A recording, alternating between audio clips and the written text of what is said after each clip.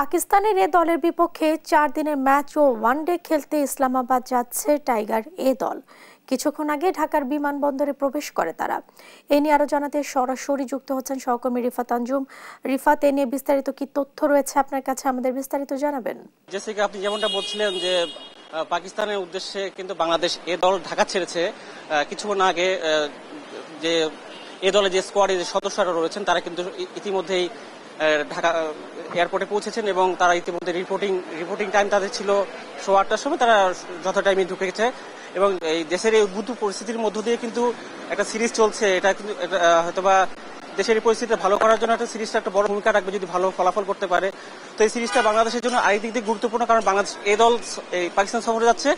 পাকিস্তান সফরের পরে কিন্তু বাংলাদেশ জাতীয় দল কিন্তু আবার পাকিস্তান সফরে যাবে কিছুদিনের মধ্যে, আগামী 17 আগস্ট।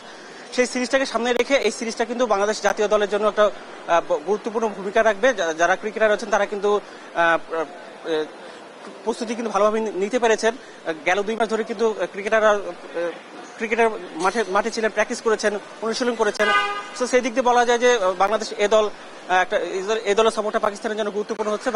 বাংলাদেশ এ দল পাকিস্তানের সাথে কিন্তু দুটি 4 দিনের ম্যাচ এবং 3টা ওয়ানডে ম্যাচ খেলবে।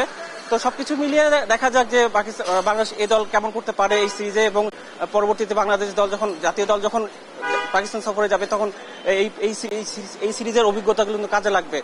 তো সব মিলিয়ে 10:55-তে ফ্লাইট রয়েছে বাংলাদেশ কাতার এয়ারওয়েজের। তারা পাকিস্তানে যাবে, যেহেতু পাকিস্তানের সাথে সরাসরি কোনো ফ্লাইট নেই। সো ঘুরে হয়তো আগামীকালকে পাকিস্তান পৌঁছাবে এবং আগামী 13 তারিখ থেকে বাংলাদেশ এ দলের সফরটা শুরু হবে। তো এই ছিল আমার কাছ থেকে সর্বশেষ এয়ারপোর্ট থেকে, জেসিকা।